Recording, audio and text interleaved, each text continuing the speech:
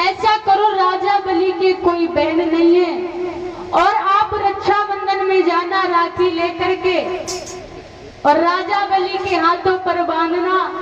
फिर वो बोलेगा बहन आप हमसे कुछ मांग लो, तो आप अपने पति को ही मांग लेना। मैया लक्ष्मी जब धीरे धीरे समय व्यतीत हुआ, रक्षाबंधन का समय आया, तो मैया लक्ष्मी राखी को लेकर के राजा बलि के द्वार पर गई है।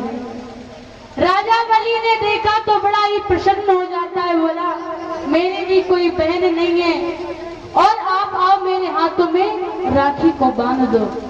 लक्ष्मी मैया ने जब राखी को बांधा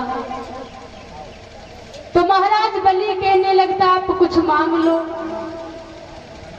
लक्ष्मी मैया कहती है देखो हमारे घर में किसी भी बात की कमी नहीं है और जो मैं मांगने जा रही हूं आप मना मत करना।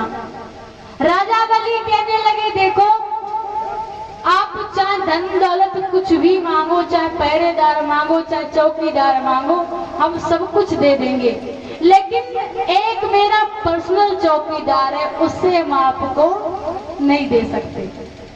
लक्ष्मी मैया कहने लगी देखो जो आपका पर्सनल चौकीदार है ना, हमें उसी से जरूरत है और आप उसी को हमको दे दो और हमारे घर में किसी भी बात की कमी नहीं है।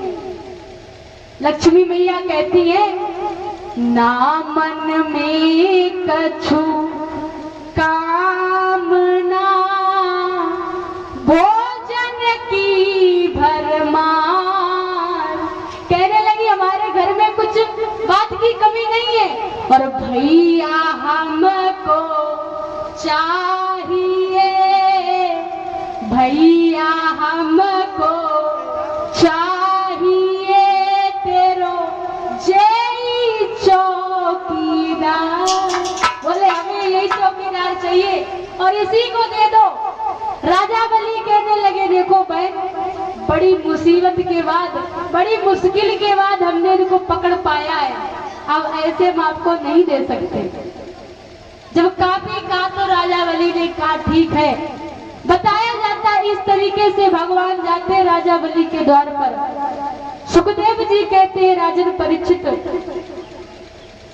प्रसंग उठता है कि सूर्य वंश में एक राजा हुए जिनका नाम है महाराज सत्यव्रत और इन्हीं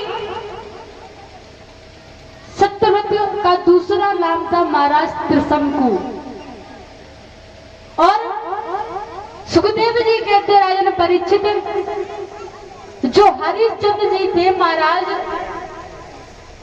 ये पहले बहुत झूठ बोला करते थे। लोग कहते हैं कि हरिश्चंद्र बहुत सत्यवादी थे, बहुत ही, ये तो बात तो सही है कि सत्यवादी थे, लेकिन पहले महाराज हरिश्चंद्र जी बहुत झूठ बोला करते थे।